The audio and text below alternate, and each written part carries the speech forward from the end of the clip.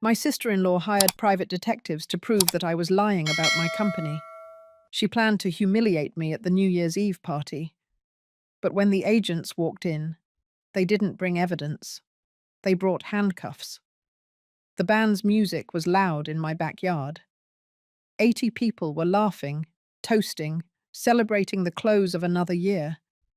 I held a glass of sparkling cider in my right hand and smiled as I greeted my employees, my friends, my family. But inside, my heart was beating with the precision of someone who knows they are about to witness something terrible. Then I saw her. Barbara crossed the main door with that smile I knew all too well, that smile that didn't reach her eyes.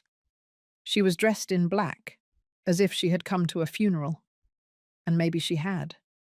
Maybe she had come to mine. Behind her, two men in dark suits, serious, with leather briefcases. One of them wore dark sunglasses, even though it was already night. The other checked his watch every few seconds, as if he was in a hurry to finish a dirty job. My sister-in-law walked straight toward me. She crossed the dance floor, dodged the servers, and ignored the greetings. Her heels clacked against the stones of the patio like hammer blows. I felt all eyes begin to follow her. Conversations dropped in volume. Someone asked the musician to lower the trumpet. When she arrived in front of me, she stopped. She looked me up and down with that contempt she had perfected over 5 years. 5 years since her brother, Robert, married my daughter, Caroline. 5 years of poisoned comments, of questions disguised as concern, of visits that felt like interrogations. Donna, she said my name as if it were an accusation. What a nice party. It must have cost a fortune. I didn't answer right away. I just held her gaze. I learned a long time ago that silence can be more powerful than any word.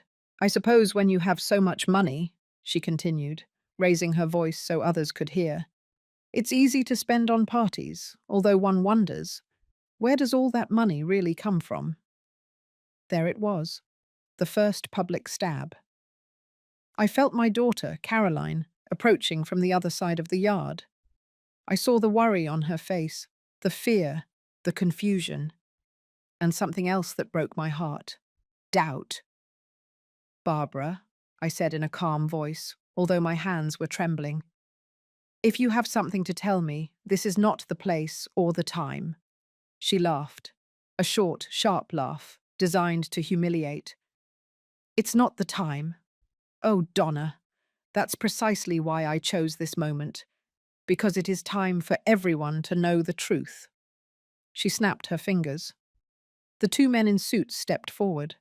One opened his briefcase, the other pulled out a bulky folder of documents. These gentlemen, Barbara announced, turning to the guests as if she were the star of a play, are private investigators. I hired them 3 months ago to investigate the finances of my dear sister-in-law. The backyard fell into complete silence. Even the band stopped playing. 80 pairs of eyes watched me, some with pity, others with morbid curiosity. My employees looked at me with disbelief. My accountant, old Mr. Stevens, had turned pale. And do you know what they discovered? Barbara savoured every word. Fraud, falsified documents, fund diversion. My sister-in-law, this woman who pretends to be an honest business owner, has been stealing, and not just any amount, $3,800,000. Caroline let out a choked cry. Robert, her husband, held her by the shoulders. But he wasn't looking at me. He was looking at the ground. Barbara, this is ridiculous, I managed to say, although my voice sounded weaker than I would have liked. Ridiculous? She moved closer, so close that I could smell her expensive perfume, the one she always wore to show she also had class. Here is the proof. Altered bank statements, ghost contracts, fake invoices, all with your signature, Donna, all with your name. The men began pulling out papers, sheets and sheets that they displayed in front of everyone as if they were evidence in a trial. I recognized some documents, others I had never seen in my life. I came here tonight, Barbara continued, because I thought you deserved the chance to confess, in front of everyone, to admit what you've done, to apologize to your daughter before this reaches the authorities. At that moment, something broke inside me. It wasn't rage, it wasn't fear, it was something worse. A mix of betrayal, exhaustion, and sadness, so deep that I felt the ground opening beneath my feet. 67 years. 67 years of working honestly, of building my company from scratch, of embroidering tablecloths at 3 in the morning when my hands were bleeding, of selling door to door, of picking myself up after my husband died, and the world told me it was too late for me. And now this. I looked at my daughter. She looked back at me with tears in her eyes. But she didn't come closer. She didn't defend me. She just stood there, paralyzed, next to her husband, next to the brother of the woman who was destroying my life. Barbara smiled. She had won, or so she thought. Now, she said, crossing her arms, I'm going to give you two options, Donna. You either sign the company over to Caroline tonight to protect her from your crimes, or we call the police. The backyard remained silent. I felt 80 pairs of eyes waiting for my response. And then I heard something, a sound I would recognize anywhere. Sirens. Barbara frowned. The two men in suits exchanged nervous glances. The sirens were getting closer, louder and louder. What? Barbara turned toward the entrance. Red and blue lights illuminated the walls of my house. 2 patrol cars, 4 uniformed officers, and behind them, 2 men with jackets that said District Attorney in gold letters. But what satisfied me most was seeing the expression on Barbara's face when one of the DA agents approached. Not me. Her. If you want to know how I got to that moment, how I went from being the victim to completely turning the tables, and what I really discovered about my sister-in-law, subscribe to the channel and stick around until the end. Because this story is just beginning. But before I tell you how that night ended, I need you to understand how it all started. Because my story doesn't begin with Barbara. It begins 30 years ago, at a market stand in a neighborhood near New York City, when I was still Donna Ramirez Solano, a recent widow with a 10-year-old girl and exactly $4,200 in the bank. My husband, Anthony, had died in a traffic accident. A cargo truck ran a red light. He was on his motorcycle, coming back from his shift at the textile factory. He didn't stand a chance. The driver didn't even stop. I was left alone, with Caroline, with debts, with a future that looked like a dead end. The first few weeks were the worst. I couldn't sleep. I couldn't eat. I stared at the ceiling of our 2-room apartment in a lower Manhattan neighborhood and wondered how we were going to survive. The small insurance check they gave me barely covered the rent. Anthony's relatives disappeared after the funeral. No one wanted to take on 2 more mouths to feed. One afternoon, while emptying Anthony's closet, I found something. A wooden box I had never seen. Inside were fabrics, scraps of cotton, linen, silk. He had saved them from the factory, pieces they were going to throw away. I also found needles, colored threads, and a note written in his handwriting. For when you decide to make those tablecloths you loved so much. Anthony knew that as a child I had learned to embroider with my grandmother in Arizona. Flowers, birds, geometric patterns. Patterns she taught me patiently while telling me stories of her own life. That night I made a decision. I wasn't going to stay crying. I wasn't going to wait for someone to rescue me. I was going to rescue myself. I spent 3 weeks embroidering my first tablecloth. a design of yellow sunflowers on a cream background. Every stitch was a prayer, every flower a promise that Caroline and I would get ahead. I sold it at the market for $300. An older woman bought it for her daughter's birthday. When she paid me, she said, "You have hands of gold, young lady." They weren't hands of gold. They were tired hands, with calluses and scars. But they were my hands, and they could create something beautiful. For 5 years, I worked like that, from dawn to dusk. I embroidered at night after Caroline fell asleep.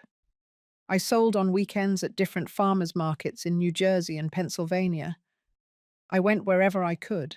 I carried my tablecloths in cloth bags, took 2 buses, and set up in front of a borrowed stand that cost me $100 a day. Little by little, things improved. I started receiving special orders, tablecloths for weddings, napkins for restaurants. Even some small hotels commissioned complete sets.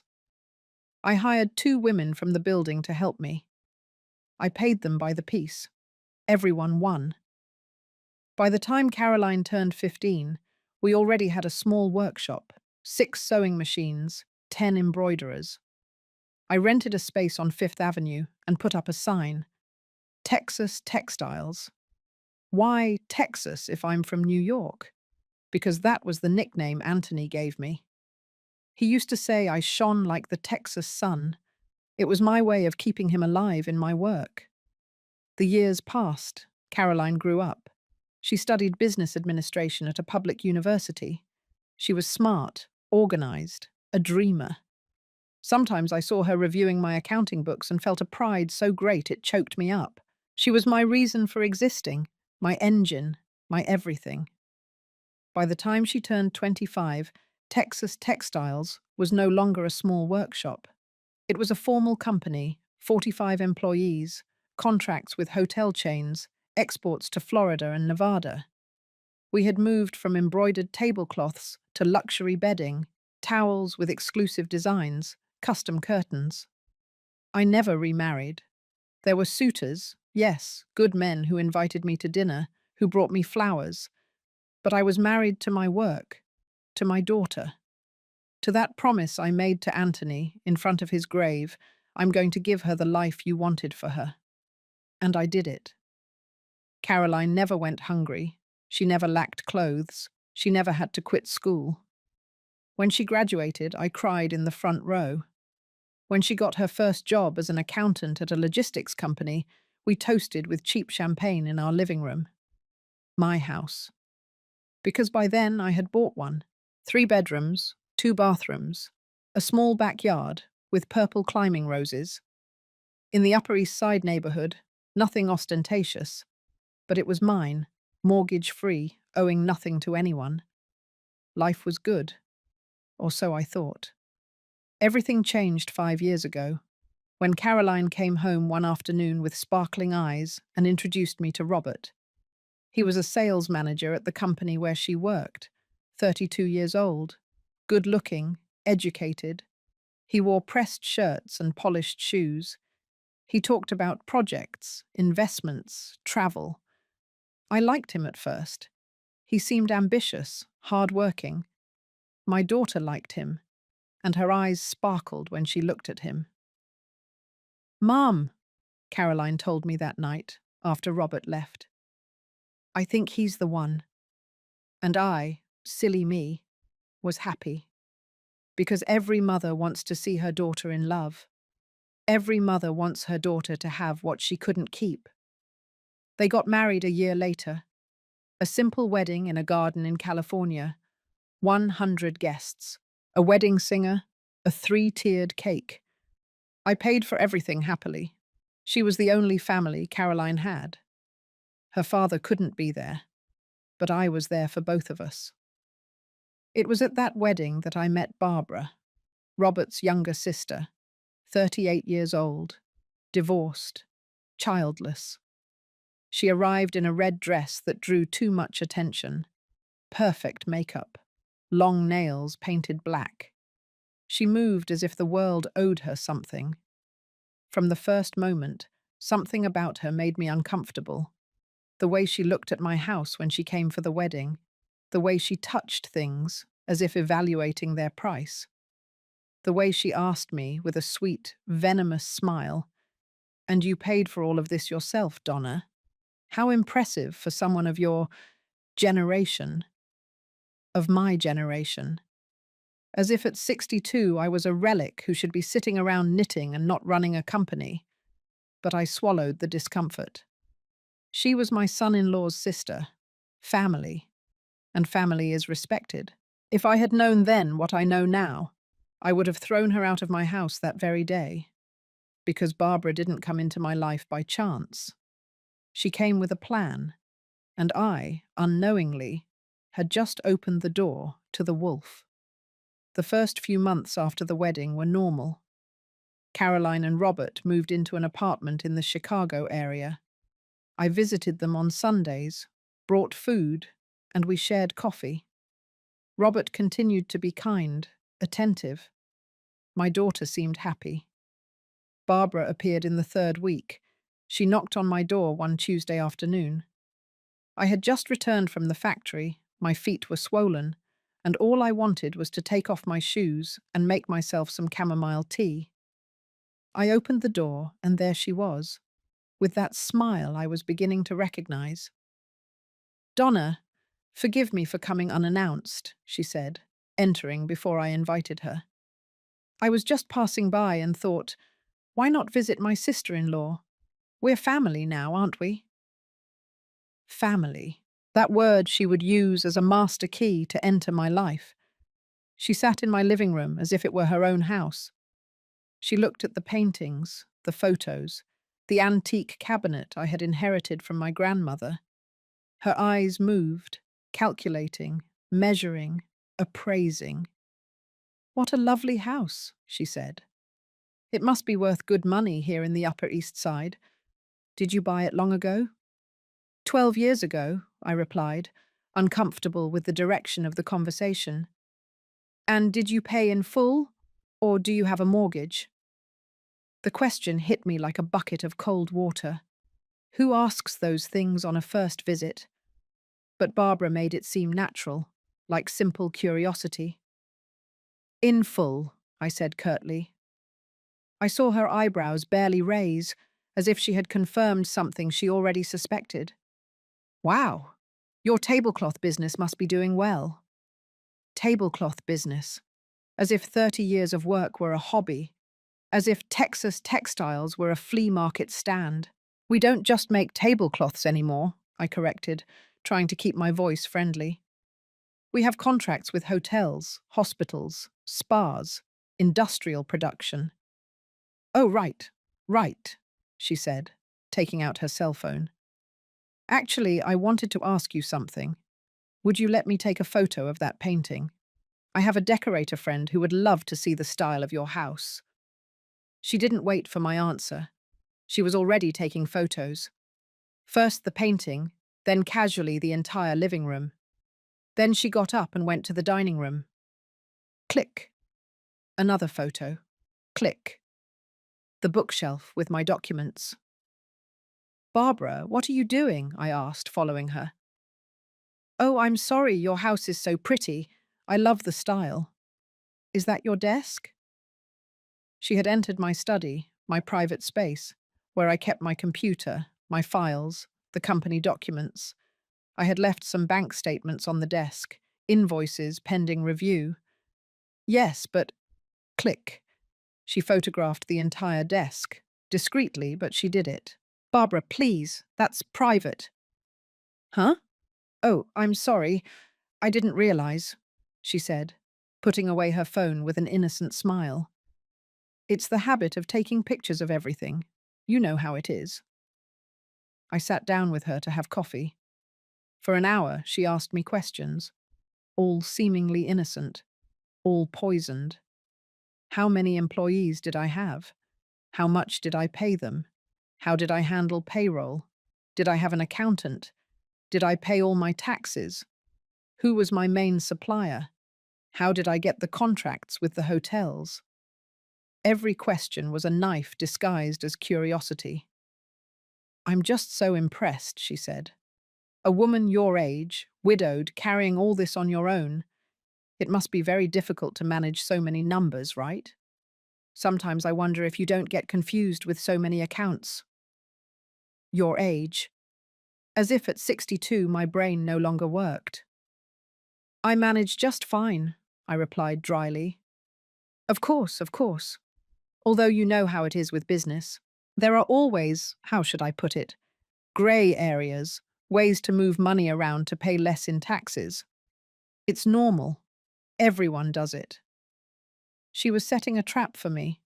She wanted me to admit something, anything she could use later. I pay all my taxes in full, I said firmly. I have nothing to hide. Of course not, she said, smiling. I'm just saying if you ever need advice or help with something delicate, I have contacts, people who know how to move in those circles. What circles? What was this woman talking about? After she left, I sat in my living room with a strange feeling in my stomach, like when you know something is wrong but you can't quite pinpoint what it is. But that was only the first visit. Barbara came back, over and over again, always with some excuse, that she was in the neighborhood, that she wanted to see her sister-in-law, that Robert had asked her to stop by and say hello. Every visit was the same.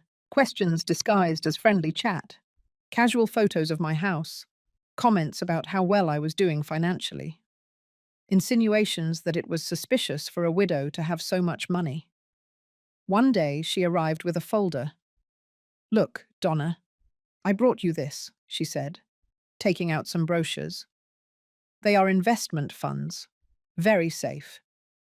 I work part-time as a financial advisor and thought you might be interested. With all the money you have saved, you could multiply it. How did she know how much money I had saved? I'm not interested, I said. Just take a look. You can see the returns here. If you give me your bank statements, I can do a personalized analysis for you free of charge. She wanted my bank statements. She wanted access to my numbers. No, thank you. Her smile hardened for just a second. Then it returned, wide and fake. Whatever you want. I was just trying to help. Help, you know. As family.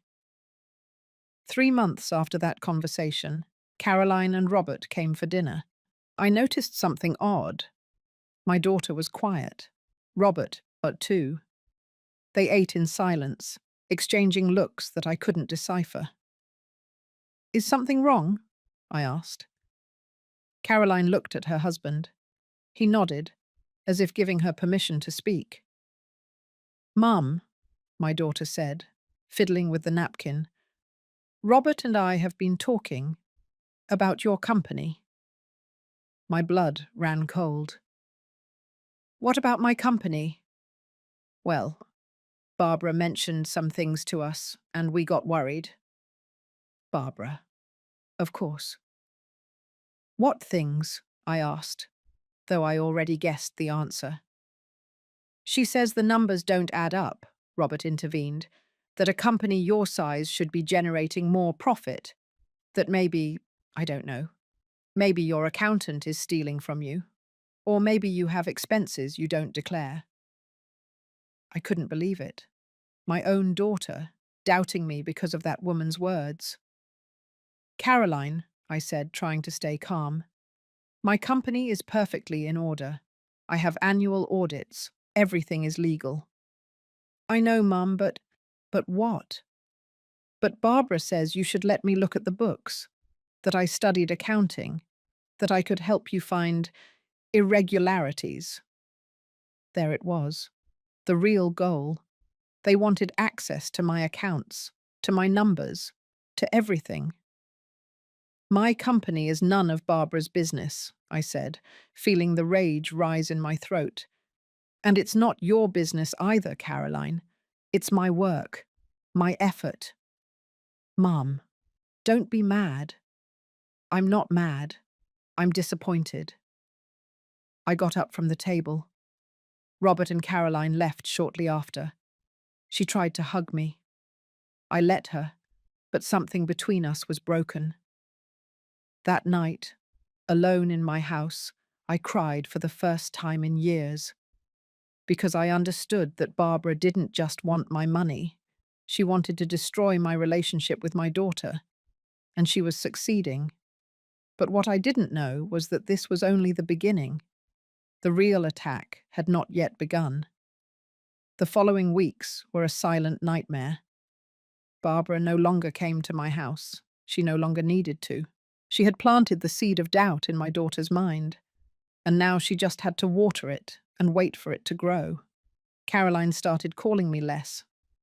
Our Sunday conversations became tense, full of awkward silences. I asked how she was. She replied in monosyllables. I told her about the company. She changed the subject.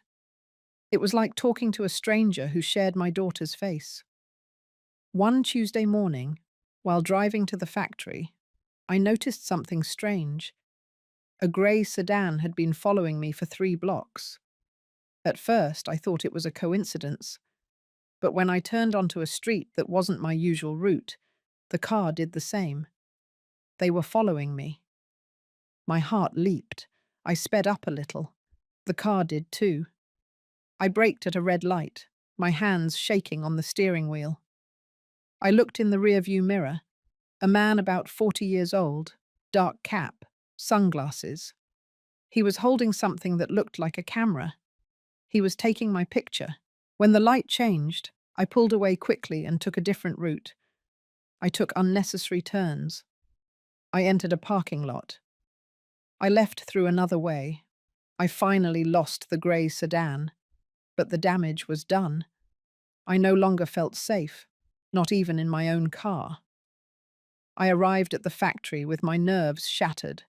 My assistant, Sophie, a 25-year-old girl who had been working with me for 3 years, immediately noticed my state. Mrs. Solano, are you feeling well?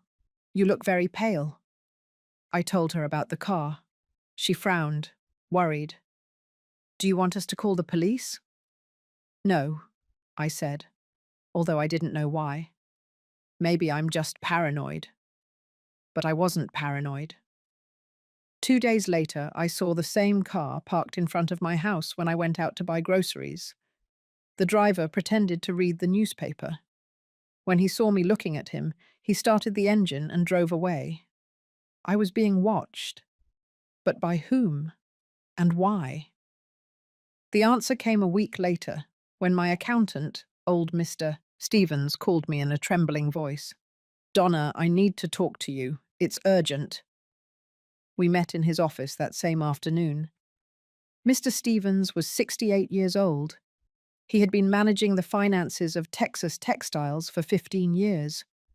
He was a meticulous, honest man, one of those who checks every number 3 times before signing it.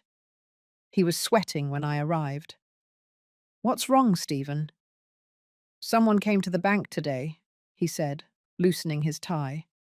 A woman. She said she was a relative of yours.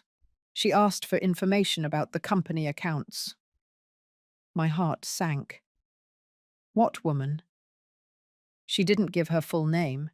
She just said she was your sister-in-law, that she was worried about you, that she had noticed strange movements and wanted to verify that everything was in order.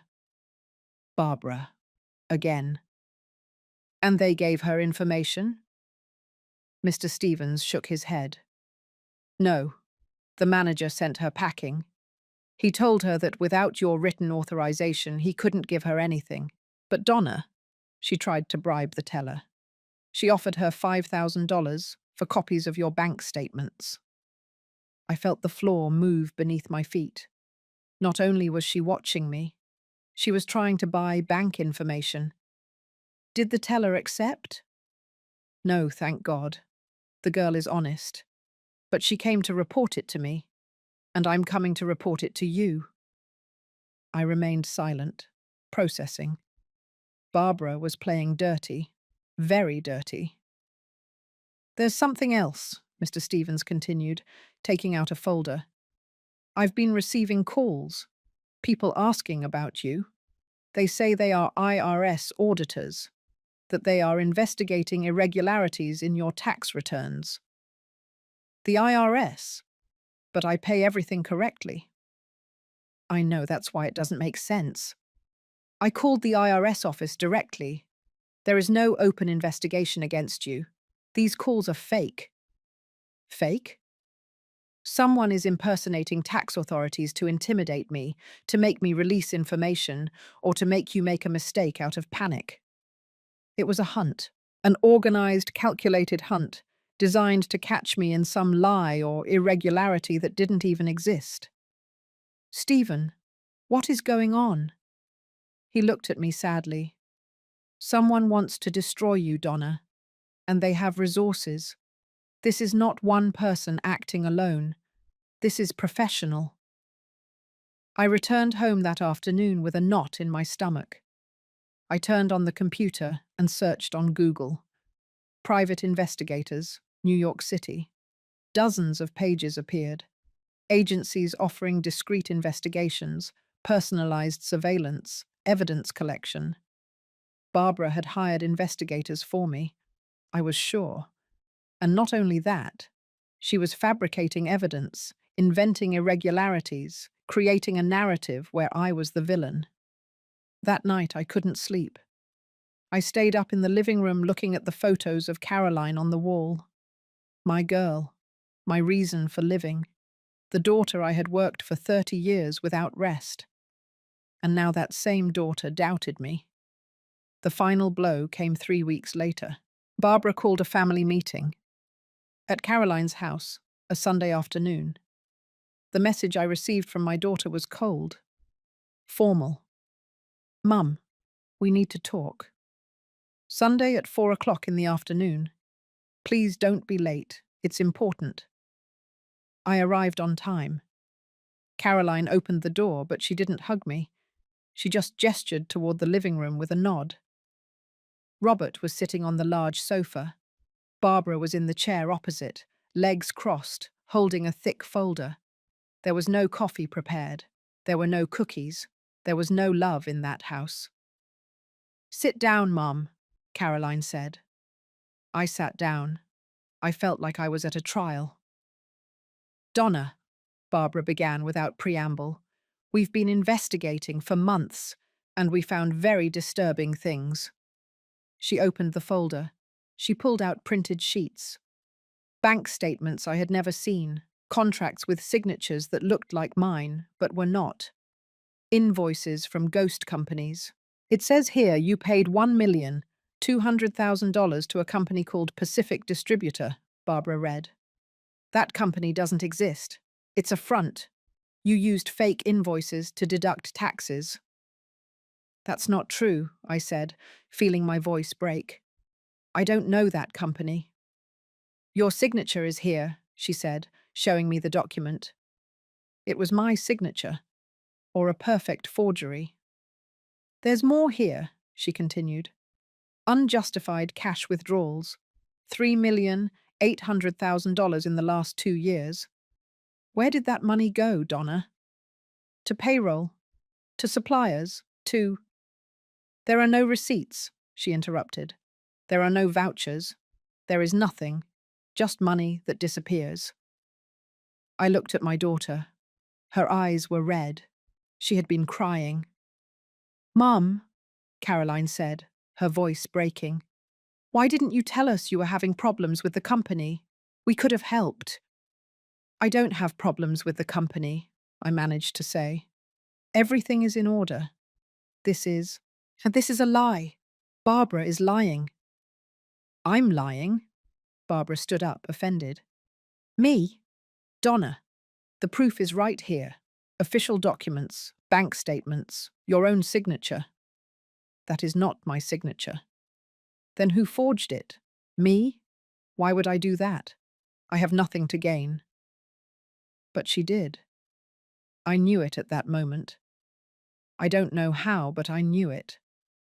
Barbara wanted something. She wanted my company. She wanted my money. She wanted to destroy me. Mum, Robert said for the first time. We just want to protect Caroline. She is your sole heir. If you have legal problems, those problems are going to fall on her. There it was, the real intention.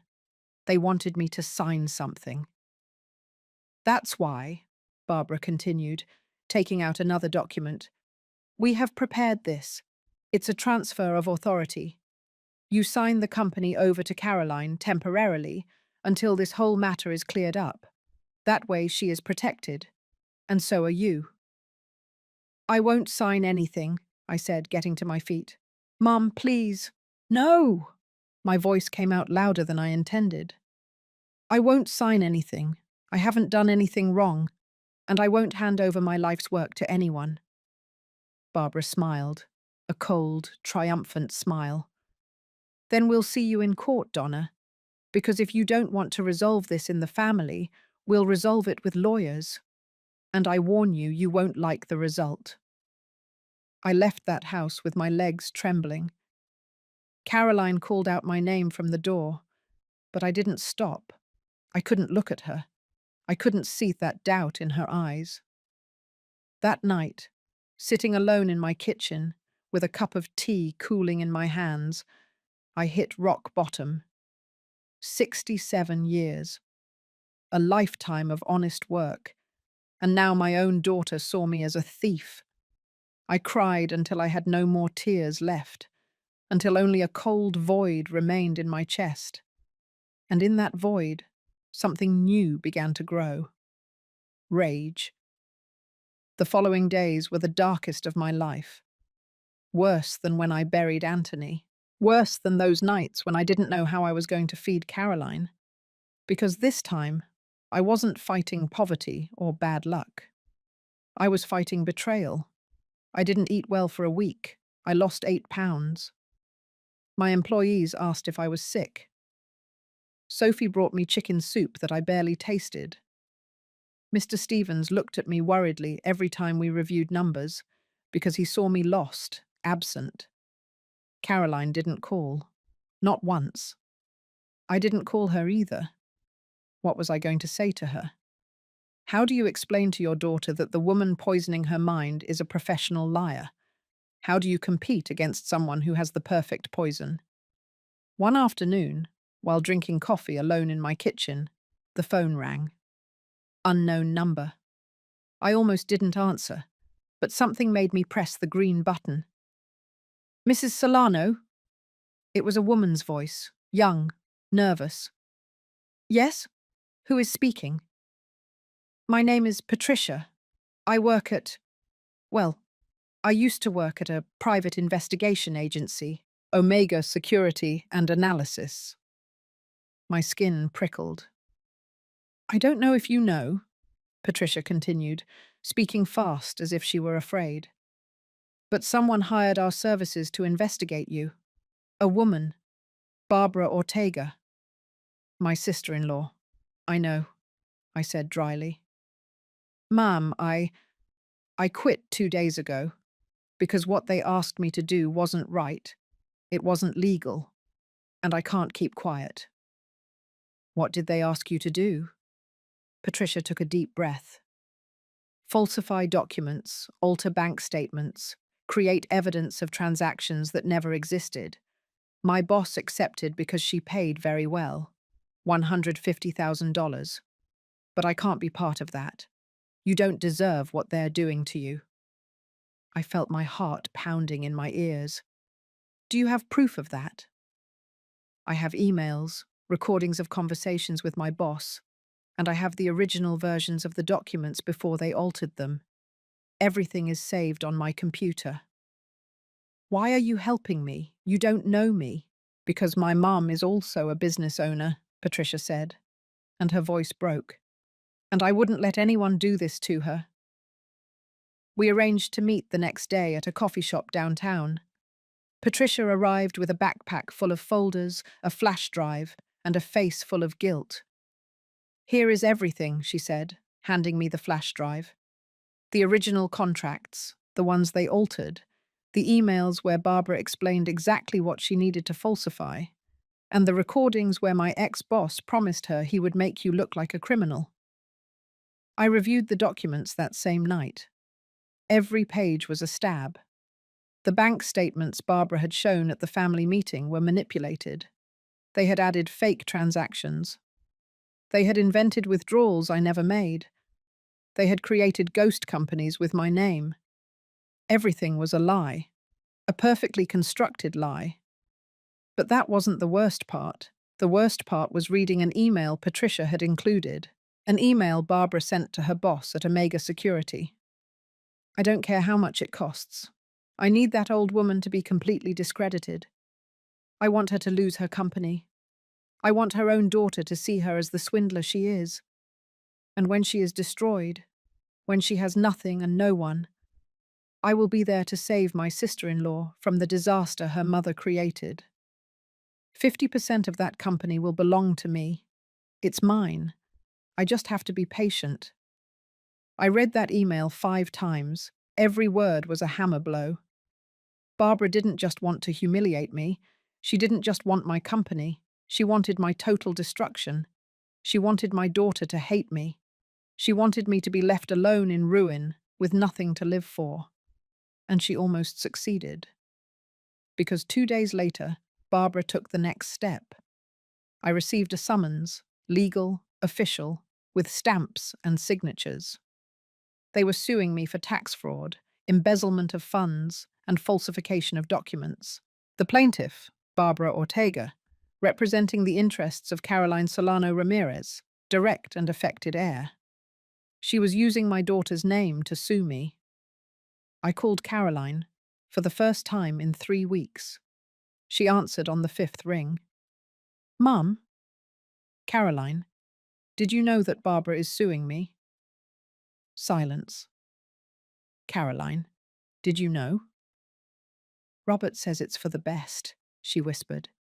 "He says if we don't do something legal, you're going to end up in jail and I'm going to be left with nothing. Your husband is lying. Barbara is lying. All of this is a trap, honey. A trap to steal from me." "Mum, stop it." Her voice sounded tired. "Stop lying. Barbara showed me everything. The documents, the accounts. Your signature is right there. You can't keep denying it." "That's not my signature. They falsified everything." "And why would someone do that? Why would Barbara spend her money investigating you if she didn't have a reason?" I had no answer for that, or at least not one my daughter wanted to hear. "Caroline, please. I'm your mother. When have I ever lied to you?" Another long, painful silence. "I don't know, Mum," she finally said. "I don't know what to believe anymore." And she hung up. I was left with the phone in my hand, staring at the black screen. I felt something inside me break completely. It wasn't my heart. It was worse. It was my hope. That night, Barbara uploaded a post to Facebook. I saw it because a distant cousin sent me a screenshot, worried. The post read, "Sometimes the closest family is the one that disappoints you the most. When you discover that someone you trusted has been stealing from you for years, it hurts. But you have to have the courage to report it, even if it's your own family. Justice for everyone. No more abuse." It had 237 likes. 43 comments from people who didn't know me but already hated me. How awful that happened to you. Older people sometimes get greedy. Well done for reporting it. Family or not. A thief is a thief. Barbara was destroying me publicly, and I couldn't do anything. If I responded, I would look desperate. If I didn't respond, I would look guilty. I was trapped. The preliminary hearing was set for 2 months later. My lawyer, Mr. Matthew Fields, a 50-year-old man with 20 years of experience in commercial law, reviewed the documents Barbara had presented. "This is very well fabricated," he said, adjusting his glasses. "Whoever did this knew what they were doing. Can I win? We can fight. We have arguments. But Donna, I'm going to be honest with you. These types of cases are complicated. The burden of proof falls on you to show that the documents are fake, and that can take months, even years. And in the meantime, your reputation is going to be destroyed. Your clients will doubt you. Your employees will be afraid. And your family, and he paused. Your family is already divided. I left the lawyer's office feeling like I was walking on quicksand. Every step sank me deeper. That night, I sat on the floor of my living room surrounded by photos of Caroline, her first day of school, her graduation, her wedding. Every photo was a reminder of everything I had lost. And then I thought of Anthony, my husband, the man who had loved me unconditionally, the one who always told me, "Donna, you are stronger than you think. When you fall down, you get up. And when they knock you down again, you get up stronger." Anthony would be furious if he saw me now, defeated, surrendered. No, I wasn't going to give up. If Barbara wanted a war, she would get a war. But this time, I would set the rules. I wiped my tears. I took a deep breath, and I picked up my phone. I dialed Mr. Matthews' number. "Mr. Fields," I said when he answered, "I need you to hire someone, a forensic investigator. But not just anyone. The best you can find. Someone who can trace every lie Barbara has constructed." "That's going to be expensive, Donna." "I don't care. Sell what you have to sell. But find him." There was a pause. "Are you sure?" More sure than I've ever been in my life. Because I had understood something. Barbara made a mistake. She underestimated me. She thought I was a weak old woman who would break with the first threat. She thought I would surrender. But she didn't know who Donna Ramirez Solano really was. I was the woman who had built an empire with broken hands, the one who had buried her husband and moved on, the one who had raised a daughter alone in a city that doesn't forgive. And if I had learned anything in 67 years of life, it was this. When they take everything from you, you become dangerous, because you have nothing left to lose. 3 days after that call, I met Aaron Smith. Mr. Fields met me at his office on a Friday morning. When I arrived, a man was sitting across the desk, about 45 years old, grey hair at the temples, discreet but well-cut suit. He had the look of someone who has seen too much and is no longer surprised by anything. "Donna, this is Aaron Smith," Matthew introduced. "Digital forensic investigator. He worked for 15 years at the Attorney General's office. Now he works independently." Aaron stood up and extended his hand to me. His grip was firm but not aggressive. "Mrs. Solano," he said, "Mr. Fields brought me up to speed on your situation. And I have to tell you something. I've seen many fraud cases in my career, but this one is particularly elaborate." We sat down. Aaron opened his laptop and turned the screen toward me. "See this?" He pointed to a scanned document. "It's one of the bank statements your sister-in-law presented as evidence. At first glance, it looks legitimate. But if we zoom in here," he zoomed in on a section. "See this font? Times New Roman 12 point. Banks don't use Times New Roman in their digital statements. They use Arial or Helvetica. This document was edited in Word or Photoshop. I felt a relief so great it almost choked me. Can you prove it?" "I can prove much more than that," Aaron said. "But I need time. And I need access to everything. Your real bank accounts, your files, your emails. Everything that can help me reconstruct the truth." "You will have it." Aaron leaned back in his chair. "Mrs. Solano, before we start, I need you to understand something. These types of investigations are neither quick nor cheap. I'm going to have to trace every document, every transaction, every email. I'm going to have to interview people, maybe even infiltrate circles to get information. We're talking about $60,000 minimum. maybe more. I'll pay it. And there's something more important, he continued. Once I start digging, I'm going to find everything, the good and the bad. If there is something in your company that is not in order, however small, I will discover it. And I will have to tell you and Mr. Fields. Are you prepared for that? I looked him straight in the eye. I have nothing to hide. He smiled slightly. Then let's get started. For the next 6 weeks, I pretended to be defeated. It was part of the plan. Matthew had advised me, let Barbara get overconfident. Let her think she won. I played my part. I stopped answering Caroline's calls. When my daughter looked for me, I spoke in a tired, resigned voice. I told her that maybe she was right, that maybe I had made mistakes, that I was old and confused. Caroline cried when she heard me like that, but she didn't come to see me. Robert wouldn't allow it. Barbara, for her part, was triumphant. I saw her on the street one afternoon, leaving an expensive restaurant with some friends. She was laughing loudly, gesturing with her hands, telling some story that made them all giggle. When she saw me, her smile widened. She waved at me, condescendingly, like you greet someone who no longer poses any threat. Perfect. While she was celebrating, Aaron was working. He reported to me every 3 days, always in discreet places.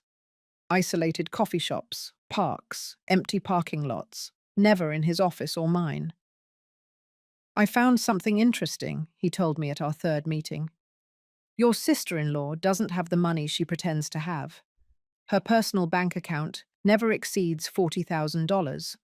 She lives in a rented apartment. Her car is financed. And yet she spent $150,000 hiring Omega Security. Where did she get that money? From a foundation, Aaron said, showing me printed documents. United Hands for Children Foundation, a charitable organization that supposedly helps underprivileged children. Your sister-in-law is the administrative director and has been diverting funds for 2 years. I was stunned. She's stealing money from a children's foundation? Not only that, Aaron continued. She used fake invoices to justify those expenses. Invoices that include your name, Mrs. Solano. Barbara made it look like you sold services to the foundation that you never provided. Services for $400,000. What? If this comes to light, Mrs. Solano, she won't just accuse you of fraud in your company. She'll put you in a scandal for diverting funds from a charitable organization. It's the perfect crime. She steals, but you appear as the culprit. I felt like I couldn't breathe. Do you have proof? I have the foundation's bank records. I have the fake invoices. I have emails where she orders her foundation accountant to process payments to ghost companies. And I have something better. He took out his phone and showed me an audio recording. This is a conversation between your sister-in-law and her accountant. I recorded it 2 days ago. Listen. He pressed play. Barbara's voice was unmistakable. I don't care how you do it, Fernando.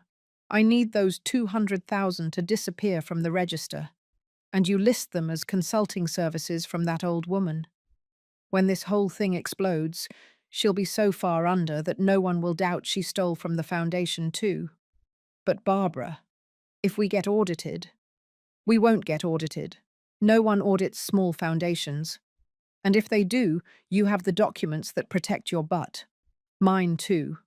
The only one who will fall is Donna. Aaron stopped the audio.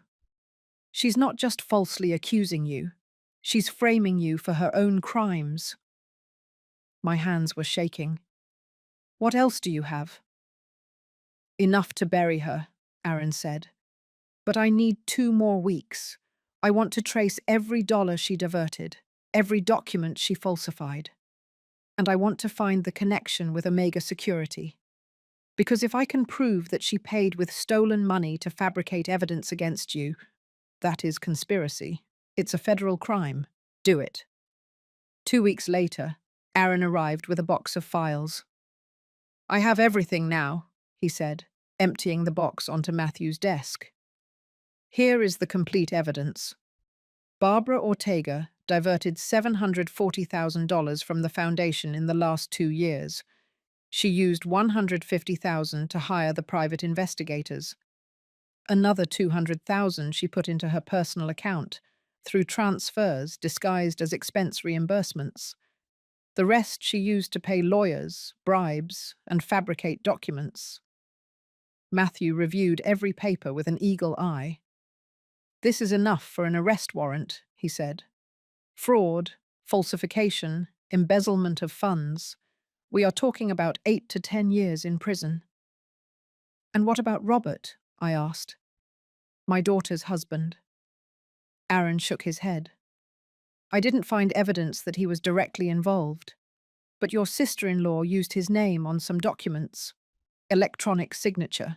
Robert appears as a witness on several fake foundation contracts. He can plead ignorance, but he will still have legal problems. Minor charges as an involuntary accomplice, at minimum. I looked at all those documents. Every page was a bomb, every email a grenade, and I had the whole arsenal. When can we act? I asked. Matthew looked at his calendar. The preliminary hearing for your case is in 3 weeks, but I would recommend not waiting that long. If we present this to the district attorney now, they can detain her sooner. We prevent her from destroying evidence. No, I said firmly. I don't want to detain her now. Both of them looked at me confused. Mrs. Solano, I want to do it in public, I explained. Barbara humiliated me in front of my family, my friends, my employees. I want everyone to see the truth, everyone at the same time. What do you propose? I smiled for the first time in months, and it wasn't a kind smile. I'm going to host my New Year's Eve party, like every year. I'm going to invite everyone, Barbara too, and when she's there, confident, believing she has already won, then we're going to crush her. Matthew frowned. That's risky. I know, I said, but I need my daughter to see the truth with her own eyes, for Caroline to understand what kind of viper has been manipulating her. If we do this in private, Barbara is going to convince her that it's a conspiracy. But if it happens in public, with authorities present, with irrefutable proof, there will be no way for my daughter to keep doubting me. Aaron nodded slowly. I understand. But it will require perfect coordination, and you will need the authorities on your side. Can you arrange that? I have contacts at the district attorney's office, he said. People who owe me favors. I can present the case unofficially, get them to prepare an arrest warrant, but we need exact timing. If Barbara smells anything fishy, she won't show up to that party. She won't smell anything, I promised, because I'm going to give her exactly what she wants. I'm going to invite her personally. I'm going to tell her I want to make peace, that I'm tired of fighting, that maybe she was right. And she'll believe that. She'll want to believe it, because people like Barbara need to see their victims surrender. They need the moment of triumph, and I'm going to give it to her. There was a long silence. All right, Matthew finally said. We'll do it your way. But if something goes wrong... Nothing will go wrong, I said, feeling the strength return to my voice. Because this time I hold the cards. And for the first time in months, I felt something I had forgotten. Hope. The transformation had to be perfect. Believable. If Barbara suspected even for a second that I was planning something, everything would fall apart. So I became the woman she wanted to see. A defeated old woman, confused, on the verge of collapse. I started dressing differently. I stopped wearing my silk blouses and pressed pants.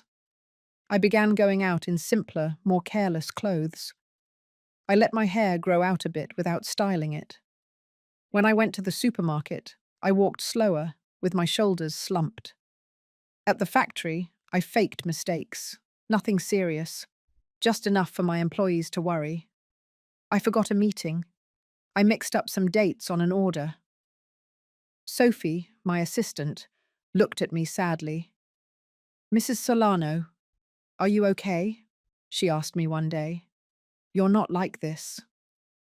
"I'm tired, Sophie," I told her, and I didn't have to fake the exhaustion in my voice. Very tired. The news spread. Donna Solano was fading. The pressure was destroying her. Some employees started looking for other jobs, worried about the company's future. I understood. They had families to support. Barbara found out, of course. The city is small when it comes to gossip. One afternoon, while buying vegetables at a farmer's market, I saw her. She was with two friends, the same ones from the restaurant. When she saw me, she whispered something to one of them. The three of them looked at me with that mix of pity and satisfaction that only cruel people have. Barbara approached. "Donna," she said in a sugary voice, "what a surprise to see you here." "Hello, Barbara," I replied in a small voice, holding my bag of tomatoes. "How are you? You look different." "I'm fine," I lied. "Just tired." "Of course, with everything that's happening," she said, feigning concern, "it must be very difficult for you. But you know, if you had been honest from the beginning, none of this would have happened." Her friends nodded, as if she were a saint and I were a repentant sinner. "Maybe you're right," I said, lowering my gaze. I saw her eyes shine. Triumph. Pure satisfaction. "Well, I hope you can accept reality soon," she continued, "for Caroline's sake. She's suffering a lot, you know.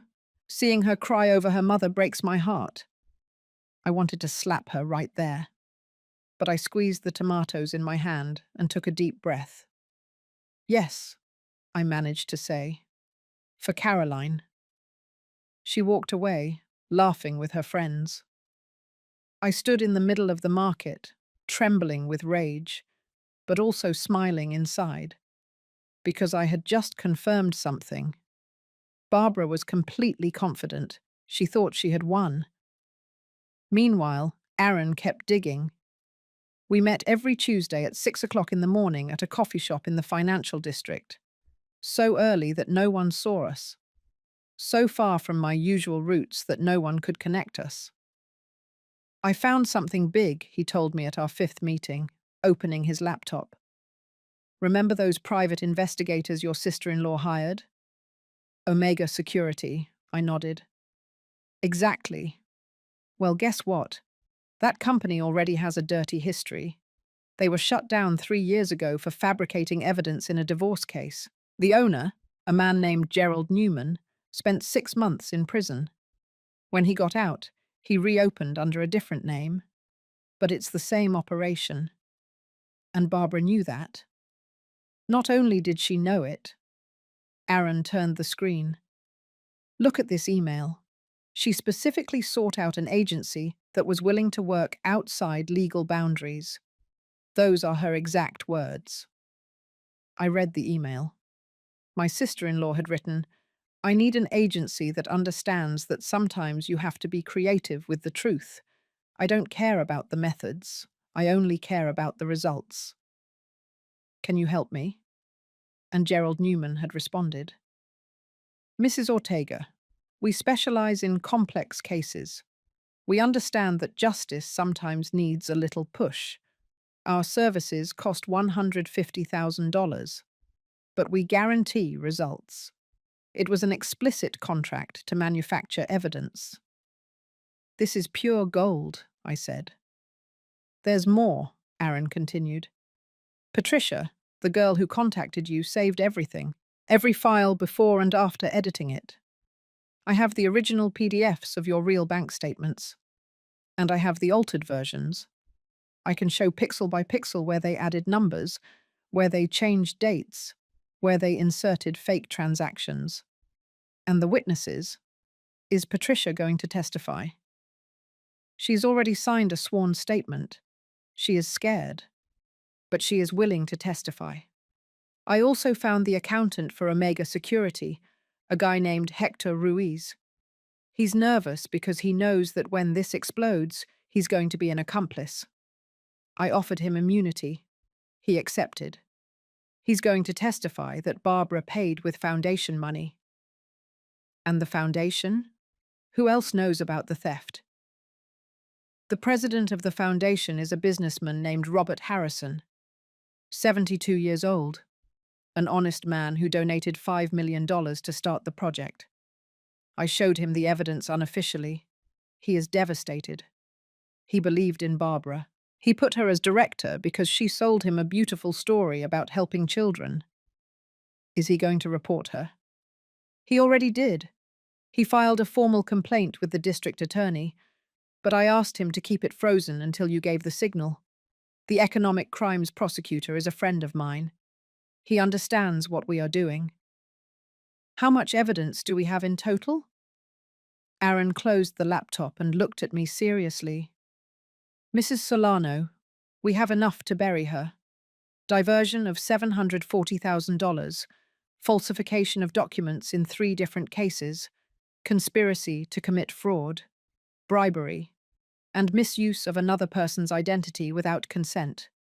Your sister-in-law is going to prison. There's no doubt about that. The question is, how do you want it to happen? I want it to be public, I repeated. I want everyone to see. Then we need to coordinate with the district attorney's office. They have to be ready to act on the day of your party, with an arrest warrant in hand. And we need to know she's there, confident, present, without suspecting anything. Leave her to me. A week later, I called Caroline. My daughter sounded surprised to hear from me. Mum? Honey? I said in a weak, tired voice. I need to talk to you. Are you okay? No, I'm not okay, but I think you're right. I think I've been stubborn and proud, and maybe I did make mistakes. Caroline was quiet. I could hear her breathing. What do you mean? I want to make peace, I said. With you, with Robert, even with Barbara. I don't want to keep fighting. I'm old, Caroline, and tired, and I don't want to die fighting with my only daughter. I heard her voice break. Mom, I'm having my New Year's Eve party, like always, and I want you all to come. You, Robert, Barbara, everyone. I want to toast with you. I want to start the new year in peace. Are you serious? Very serious. I've already talked to my lawyer. I'm going to consider signing the company over to you. Barbara was right. It's the safest thing. There was a long pause. Then Caroline spoke, with tears in her voice. Thank you, Mum. Thank you for understanding. Will you come? Of course, I'll go. All 3 of us will go. Tell Barbara that I'm inviting her personally, that I want to apologize to her for doubting her intentions. I'll tell her. Mum, this means a lot to me. To me too, honey. I hung up and stared at the phone. I felt a pang of guilt for lying to my daughter, but it was necessary. Soon she would understand. 2 days later, Barbara called me. Her voice was poorly disguised, pure satisfaction. Donna, Caroline told me you invited me to your party. Yes, I said humbly. I want you to come. I want us to make peace. I'm glad you finally came to your senses, she said. You know, I never wanted to hurt you. I just wanted to protect my sister-in-law. Liar, hypocrite, viper. I know, I said, and I appreciate it. Really? And is it true that you're going to sign the company over? I'm considering it. My lawyer is preparing the papers. That's great, Donna. That's great. You'll see it's best for everyone. Barbara, there's something else. What? I want you to bring those investigators, the ones you hired. I want to meet them. I want to thank them for helping to uncover the truth. There was a pause, then laughter. Are you serious? Very serious. If I'm going to accept my responsibility, I want to do it properly, in front of everyone. Donna, I don't know if they... Please, it's important to me. Another pause. All right, I'll see if they can come. But I warn you, they are not cheap. They might want to charge for the appearance. It doesn't matter, I'll pay them. Okay, I'll bring them. When she hung up, I smiled. Barbara was going to bring her actors. She was going to stage another show. She was going to humiliate me once more, in front of everyone, or so she thought, because what she didn't know was that I had also invited some agents. But mine were real, and they weren't coming to act. They were coming to arrest her. The party preparations were meticulous. Every detail had to be perfect, not only for aesthetics, but because I needed Barbara to feel completely secure. I hired the same band as always. I ordered the same menu as every year: turkey, mashed potatoes, cranberry sauce, apple pie. I decorated the yard with the same yellow lights that my husband Anthony used to hang when he was alive. Everything had to look normal, familiar, harmless. But beneath that facade of normalcy was a military operation. 3 days before the party, I met with the economic crimes prosecutor, Mr. Richard Montoya. Matthew introduced us in his office. Montoya was a 50-year-old man with the serious face of someone who has seen too many criminals get away with it. Mrs. Solano, he said, shaking my hand. Aaron showed me the evidence. It is one of the best documented fraud cases I have seen in years. Is it enough to arrest her? It's enough to bury her, he corrected. We have conspiracy to commit fraud, embezzlement of funds from a charitable organization, falsification of official documents, bribery, and improper use of identity. We are talking about a minimum of 8 years in prison, probably more. And Robert? I asked. My daughter's husband. Montoya reviewed a folder. He appears as a witness on several foundation documents, electronic signature, but we didn't find evidence that he knew what his sister was doing. Legally, he can plead ignorance, although he will have to testify and probably face minor charges like negligence in document validation. Caroline is going to suffer a lot when this comes out. I know, Montoya said in a softer voice. That's why we're going to handle this delicately. The arrest will be quick, professional, nothing violent, but it has to be public, as you requested. Are you sure you want to do it this way? Completely sure. Very well. I will send 2 detectives and 2 plainclothes officers. They will be in plain clothes until the moment of the arrest. They will blend in with your guests. When you give the signal, I myself will enter with the arrest warrant. But Mrs. Solano, I need you to understand. Once this starts, there is no turning back. You cannot change your mind at the last minute. I will not change my mind. And what if your daughter gets angry with you? What if she accuses you of seeking revenge? My daughter has to see the truth, I said firmly. And the truth is that Barbara is a criminal. If Caroline hates me for that, I will have to live with it. But I will not let that woman continue to destroy lives. Montoya nodded, satisfied. Then it's a plan. The party is on Friday, December 30th, correct? At 7 o'clock in the evening, my agents will arrive at 6 o'clock and 30 minutes. I will give you an emergency number. When you are ready, send a message with the word "now." We will wait for the signal. Understood? Understood. The day of the party dawned clear. a perfect blue sky without clouds, as if even the weather was on my side. I woke up at 5 o'clock in the morning. I couldn't sleep much. I spent the night going over the plan again and again, looking for flaws, anticipating problems. At 9 o'clock, the catering arrived. At 10 o'clock, the band. At 11 o'clock, the team of servers. Everything flowed. Sophie came to help me at 2 o'clock in the afternoon. "Mrs. Solano," she said, hugging me, "I don't know what's going on, but I want you to know that everyone at the factory is with you, whatever happens tonight."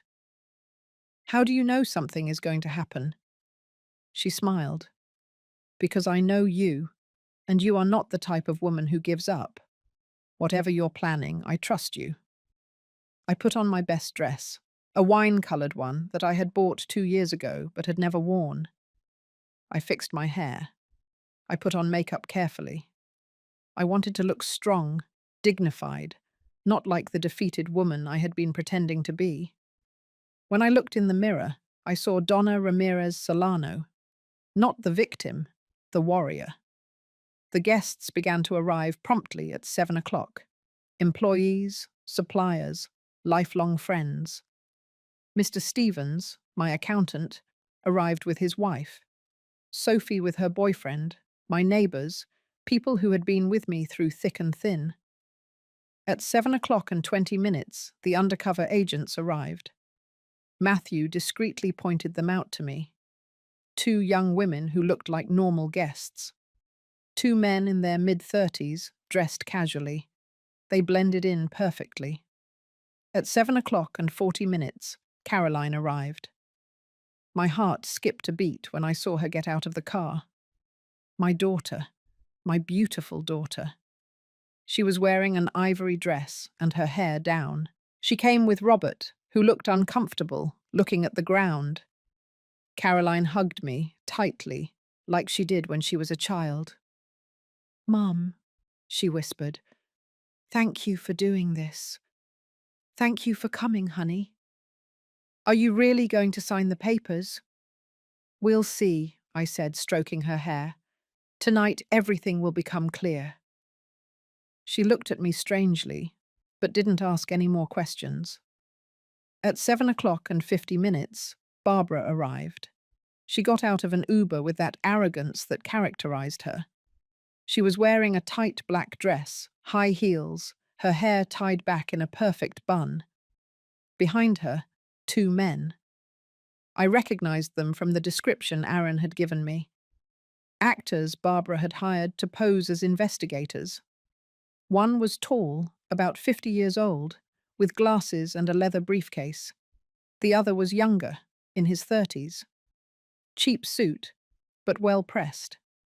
Both had that fake smile of someone being paid to play a role. Barbara saw me and opened her arms dramatically. "Donna, how nice to see you. And what a beautiful party." "Thanks for coming," I said, forcing a smile. "And look, I brought the boys," she said, pointing to the 2 men. "They were the ones who investigated your case. I thought it would be good for you to meet them." The investigators extended their hands to me. I shook them, feeling disgust. "Nice to meet you," the older one said. "I'm Mr. Vargas, and this is my associate, Mr. Ramos." "Neither Mr. nor associate, just cheap swindlers." "The pleasure is mine," I lied. "Would you like something to drink?" "Whatever you have is fine," Barbara said, already walking toward the yard as if it were her party. Caroline approached me, confused. "Mum, why did you invite them?" "Because I need everyone to hear the truth, honey. The whole truth." "What do you mean?" "You'll know in a moment." The band was playing. People were eating, laughing, dancing. It was 8 o'clock and 30 minutes. The party was at its peak. Barbara was strolling among the guests, showing off.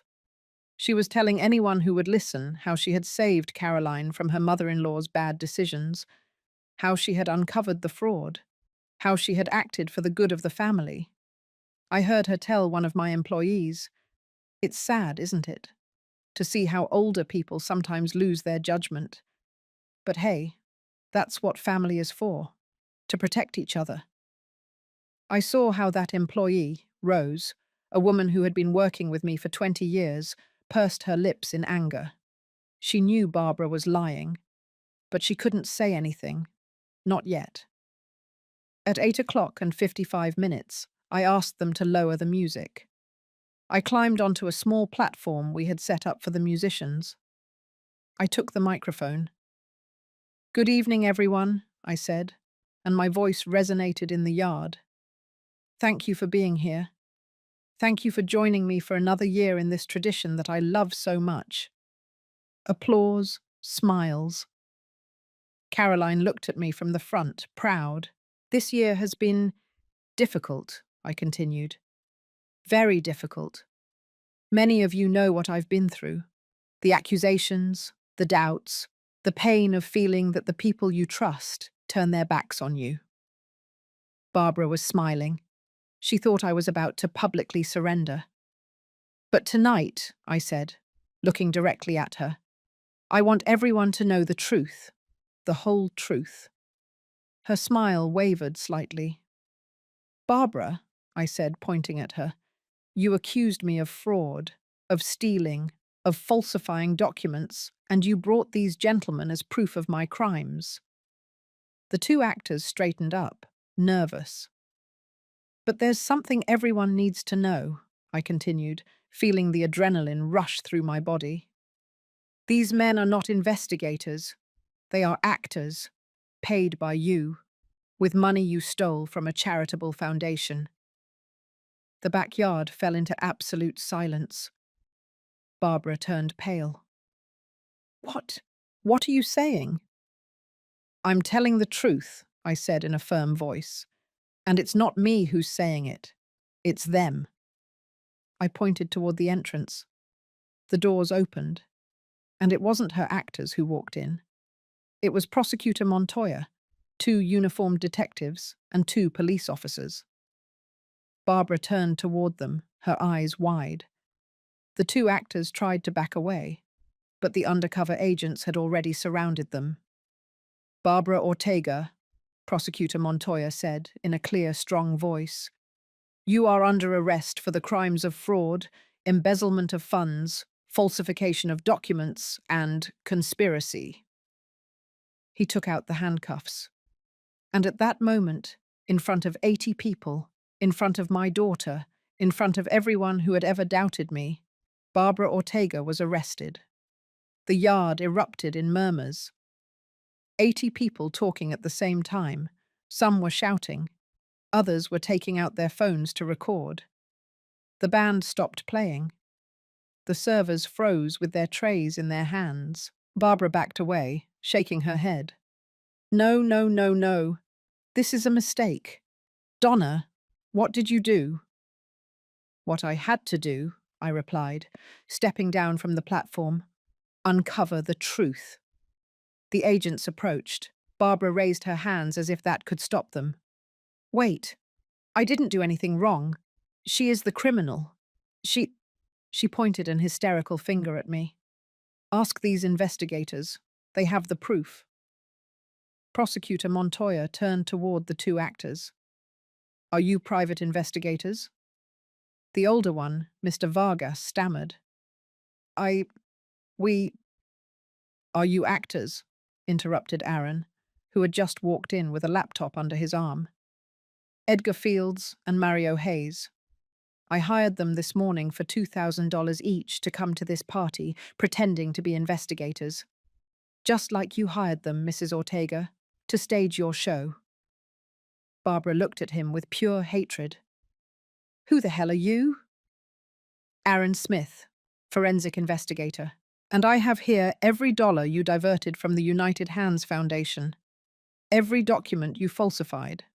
Every email where you planned to destroy Mrs. Solano." He opened the laptop on a nearby table. The screen was projected onto a white wall that I had asked to be installed specifically for this. There, for everyone to see, the Foundation's bank statements appeared. The illegal transfers, The emails, one by one. Aaron's voice was clear, professional, devastating. On March 15th of last year, Barbara Ortega authorized a transfer of $50,000 from the foundation's account to a ghost company called Pacific Distributor. That company does not exist. The money ended up in her personal account. He showed the receipt, Barbara's signature, everything. On April 22nd, another transfer, $80,000. Same story. Ghost company, money directly into her pocket. On June 10th, he continued, Barbara paid $150,000 to the Omega Security and Analysis Agency to fabricate false evidence against Mrs. Solano. Here is the contract. Here is the email where she specifically asked for the documents to look authentic. The email I had already read appeared on the screen, but seeing it there, projected for everyone to read, was different. I don't care how much it costs. I need that old woman to be completely discredited. I heard the gasps of the people. I saw Mr. Stevens put his hand over his mouth. I saw Sophie crying with rage. But above all, I saw Caroline. My daughter was paralyzed, her hands on her chest, her eyes full of tears, staring at the screen as if she couldn't believe what she was seeing. Caroline, Barbara turned to her, desperate. Caroline, don't believe him. Your mother paid him to invent all this. Really, Aaron asked calmly. Then explain this. He pressed play on an audio. Barbara's voice filled the yard. I don't care how you do it, Fernando. I need those 200,000 to disappear from the register. And you list them as consulting services from that old woman. When this whole thing explodes, she'll be so far under that no one will doubt she stole from the foundation too. The silence was absolute. Heavy. Crushing. That conversation, Aaron said, was recorded 3 weeks ago. It's your voice, Mrs. Ortega. Your plan. Your crime. Barbara stumbled. Robert, who had been quiet all this time, took a step back, moving away from his sister as if she were burning. Barbara, he whispered. What did you do? Nothing. I didn't do anything, she screamed. This is a trap, a conspiracy. Donna has money. She has power. She bought all these. No one bought anything, Prosecutor Montoya interrupted, his voice stern. Mrs. Ortega, I have here an arrest warrant issued by the 3rd District Court. The charges are embezzlement of funds in the amount of $740,000, falsification of official documents in 3 different cases, conspiracy to commit fraud, and improper use of identity. Do you understand your rights? You're not arresting me. Barbara tried to run towards the exit. The 2 agents stopped her in 3 steps, holding her by the arms. She struggled, screamed, kicked. Let go of me. You don't have the right. We have every right, Montoya said, putting the handcuffs on her. And we have all the evidence. Mrs. Ortega has the right to remain silent. She has the right to an attorney. Anything she says can and will be used against her. Barbara looked at me, and in her eyes, I saw something I had never seen before. Fear. Real, deep, devastating fear. Donna, she gasped. Donna, please, we can fix this. I'll give you everything back. I'll withdraw the lawsuit. I'll say I was wrong. Whatever. Please. I looked at her in silence. For months, she had humiliated me. She had destroyed my relationship with my daughter. She had tried to steal everything I had worked for. She had made me cry until I ran out of tears. And now she was begging. No, I said simply. Now you will face the consequences of what you did. The agents led her toward the exit. Barbara kept screaming, cursing, promising revenge. But with every step, her voice got smaller, weaker. When they put her in the patrol car, The yard was still silent. Then I heard a sob. Caroline. My daughter was on her knees in the grass, crying, her hands covering her face. Robert tried to touch her, but she pulled away. I approached slowly. I knelt beside her, ignoring the pain in my 67-year-old knees. Honey. Mum, she whimpered.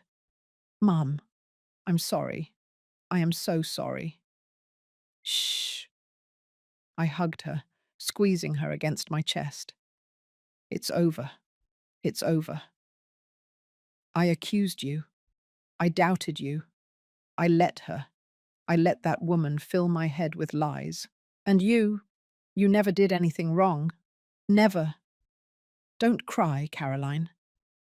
How can I not cry? She lifted her face, covered in tears and snot and pain. I am the worst daughter in the world. I betrayed you. I believed a stranger over you. My own mother. You are not the worst daughter, I said, wiping her tears with my thumbs. You're human. Barbara is very good at manipulating. That's what people like her do. They find your fears and use them against you. But I should have known. You couldn't have known. She falsified documents. She hired professionals. She created a perfect lie. No one blames you for believing her. I blame myself. I will blame myself for the rest of my life. I hugged her tighter. I cried with her. Right there, in the middle of 80 people, I let the tears fall. Tears of pain, yes, but also of relief, of liberation. Robert approached. He knelt down next to us. Mrs. Solano, he said, his voice broken. I have no words. My sister, I didn't know. I swear to God I didn't know what she was doing. I know, I said. Aaron investigated it. He found no evidence that you were involved. But I signed documents. She used my name. My God, I'm an idiot. How did I not realize? Because you trusted your sister, just like Caroline trusted her. Am I going to be arrested too? He asked, and there was genuine terror in his eyes. The prosecutor says you'll probably have to testify, maybe face minor charges for negligence. But you are not a criminal, Robert. You were just manipulated. He put his hands over his face and wept. A grown man, crying like a child. Prosecutor Montoya approached us. Mrs. Solano, I need you to come to the DA's office tomorrow at 9 o'clock in the morning for a formal statement. And you too, young man, he looked at Robert. We need your testimony. We will be there, I said. Montoya nodded and left. The other guests began to approach, one by one, hugging me, asking for forgiveness.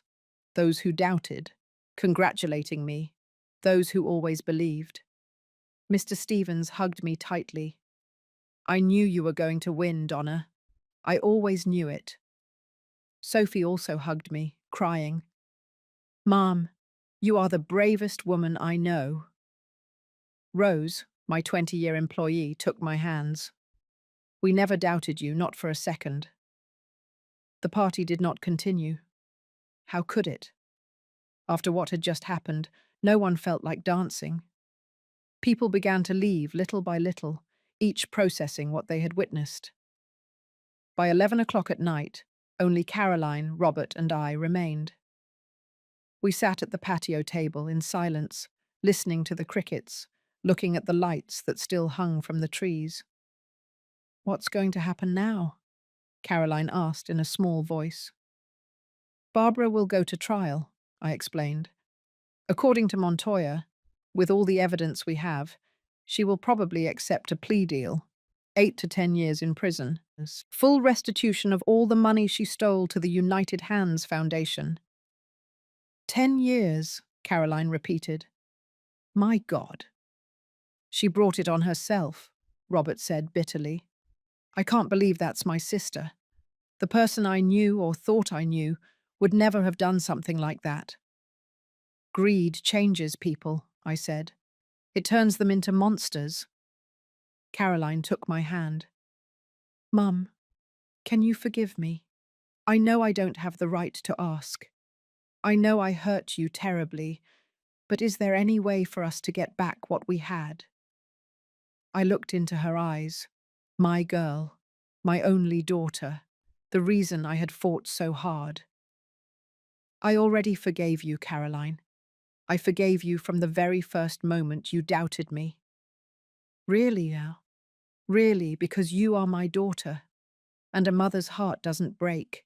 It bends, it stretches, it hurts, but it doesn't break. She cried again, but this time they were different tears, tears of gratitude, of relief. I love you, Mum, and I love you, my darling, always. We stayed there until after midnight, talking, crying, healing. It wouldn't be easy. The wounds were deep. Trust would take time to fully return. But we were together, and that's what mattered. When they finally left, I stayed alone in my yard. The lights shone softly. The remnants of the party were still there. Empty plates, abandoned cups, napkins on the ground. I sat in my favorite chair, closed my eyes, and for the first time in months, I took a deep breath. Freedom, peace, justice. Anthony would be proud. I did it, my love, I whispered to the wind. I won. And somewhere in heaven, I was sure, my husband was smiling. 2 months later, the world looked different, not because the sun shone brighter or because the streets were different, but because I was different. Lighter. As if I had been carrying an invisible weight for so long that I didn't even feel it anymore, until I finally let it go.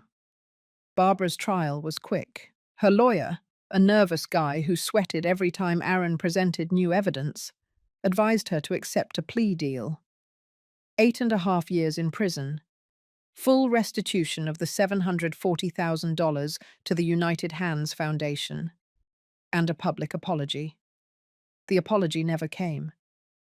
At the final hearing, when the judge asked her if she had anything to say, Barbara just looked at me with cold hatred and muttered, "This isn't over." But it was over. The prison doors closed behind her on February 12th, and I slept through the night without nightmares for the first time in months. Robert and Caroline got divorced. It wasn't an easy decision, but it was necessary. My son-in-law was not a bad man, but his sister's shadow was too great. Every time Caroline looked at him, she saw Barbara's eyes. Every conversation was tainted by what had happened. They signed the papers one afternoon in March. I accompanied my daughter to the courthouse. When we left, she cried on my shoulder. "I feel like I failed, Mom. Another marriage that doesn't work in the family."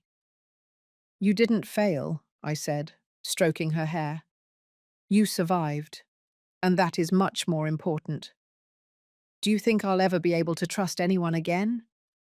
"Yes, because you learned something that many people never learn, that people show you who they really are, and when they show you, you have to believe them." Caroline moved back home with me for 3 months, not because she needed it financially, but because she needed to heal. She needed to be a daughter again before she could be an independent adult again. Those weeks were the sweetest I had had in years. We had breakfast together every morning, coffee with pancakes. She told me about her work. I told her about the factory. At night, we watched old movies in the living room, curled up under the same blanket like when she was a child.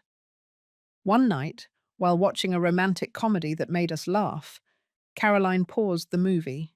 "Mom, there's something I need to ask you." "Tell me." "Did you ever think about giving up? When everything got worse? When I turned my back on you? Did you ever just want to stop fighting?"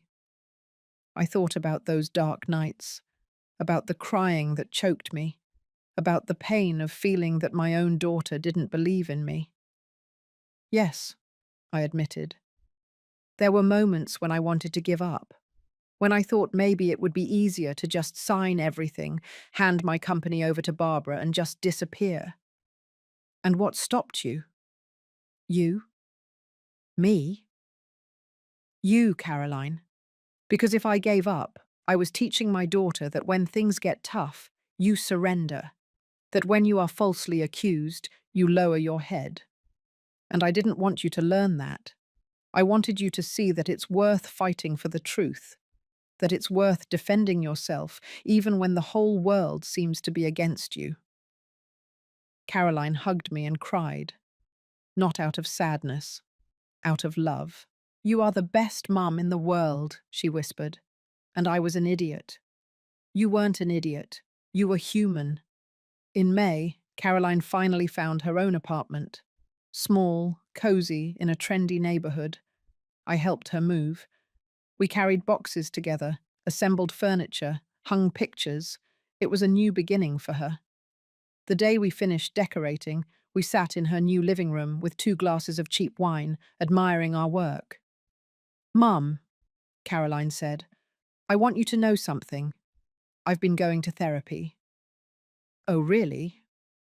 "Yes, because I realized that I have problems with trust, with boundaries, with allowing people to manipulate me, and I want to work on that. I don't want to be so naive again." "I'm glad you're doing that, honey. That's very brave of you." My therapist says that maybe deep down I wanted to believe Barbara because I was afraid. Afraid of what? Afraid that if something happened to you, I would be completely alone. And when Barbara convinced me that you were doing bad things, it was like I was already preparing myself to lose you. Does that make sense? I nodded slowly. All the sense in the world. But the truth is, I was never alone. You were always there. Even when I didn't believe you, you were still my mum. You were still fighting for me. I will always fight for you, Caroline, until my last breath. We hugged, and in that embrace, we sealed something. A pact. A promise that what had happened had broken us. Yes, but it had also made us stronger. The company also changed. Texas Textiles grew more that year than ever before. The story had gone viral. The media covered the case. 67-year-old business owner dismantles plot to steal her company. Warrior grandma defeats fraudulent sister-in-law in epic legal battle. I didn't like the attention, but it brought in customers. Lots of customers. People who wanted to work with someone who had shown integrity under fire. By June, I had to hire 15 more employees. We opened a second plant in another state. The numbers were better than ever. One afternoon, Mr. Stevens walked into my office with a proposal. "Donna, I've been thinking. You should consider succession." "Succession?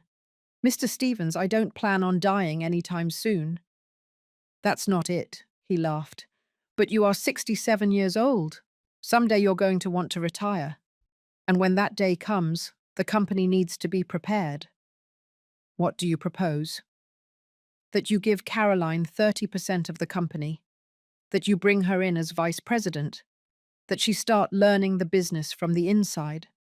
She has a head for numbers. And after everything that happened, I think she appreciates the value of honest work." I thought about that for a week. Then I called Caroline into my office. "Honey, I want to offer you something." I explained the proposal. 30% of Texas Textiles, a position as vice president, learning the business, eventually taking control when I retired. Caroline looked at me with wide eyes. "Mum, after everything that happened, do you trust me with this?" "I trust you precisely because of everything that happened," I said. "You learned a lesson that money can't buy. You learned to question, to verify, not to blindly trust. That makes you perfect for this job." "But I don't know anything about textiles." "I didn't either when I started. You learn, and I'll be here to teach you." Caroline accepted. She started working with me in July. It was difficult at first. She made mistakes, but she learned quickly. She had the same fire that I had at her age, the same determination. By October, she was managing the entire administrative side. By December, she had renegotiated 3 important contracts, saving the company almost $200,000. On the night of December 30th, 1 year after that memorable party, I organized another celebration. Smaller this time. Only 50 guests. Close people. People who really mattered.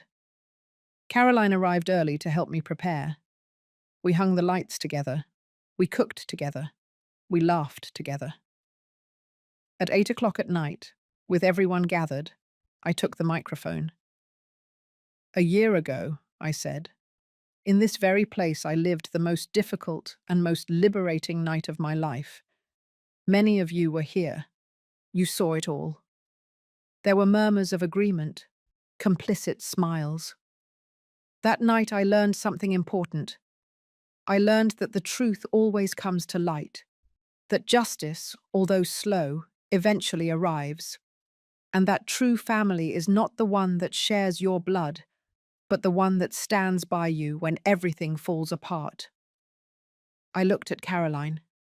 She had tears in her eyes. This year was not easy. There was pain, there were losses, but there was also growth. There was forgiveness. There was love. And so, tonight I want to toast, not to revenge, not to victory, but to second chances.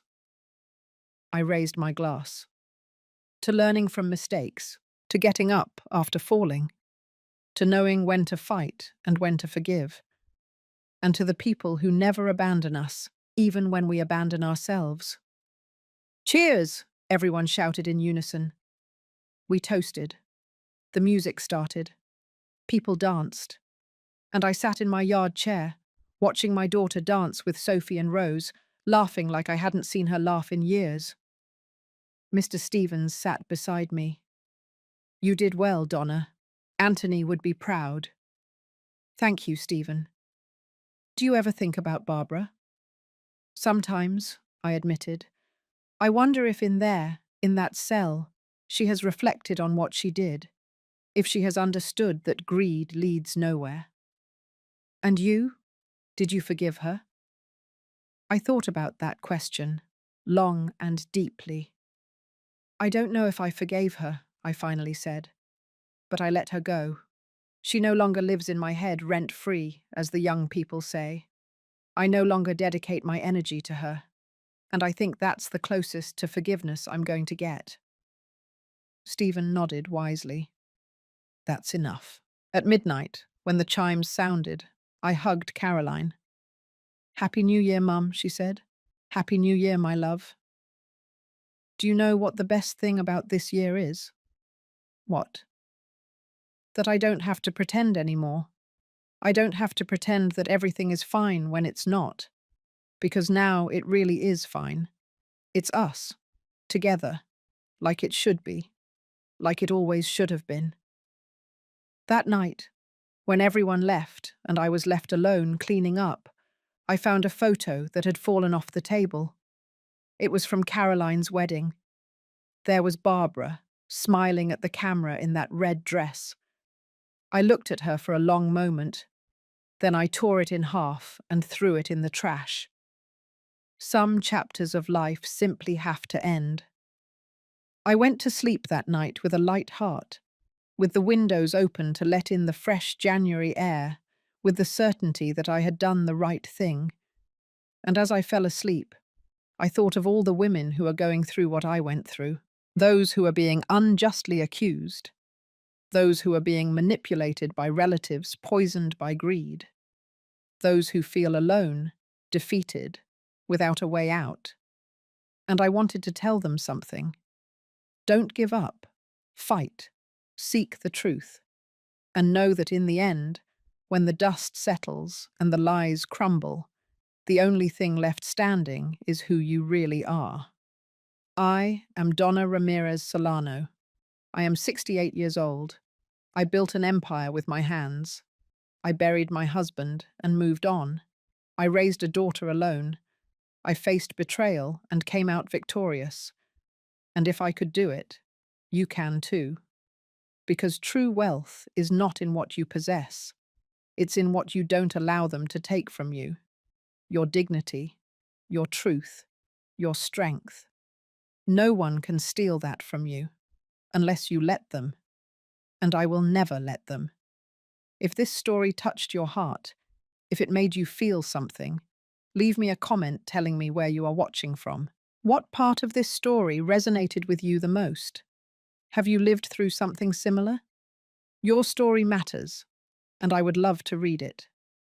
Give this a thumbs up if you believe Donna did the right thing, and subscribe to the channel for more real-life stories that make you feel, that make you think, that remind you that it's never too late to defend yourself.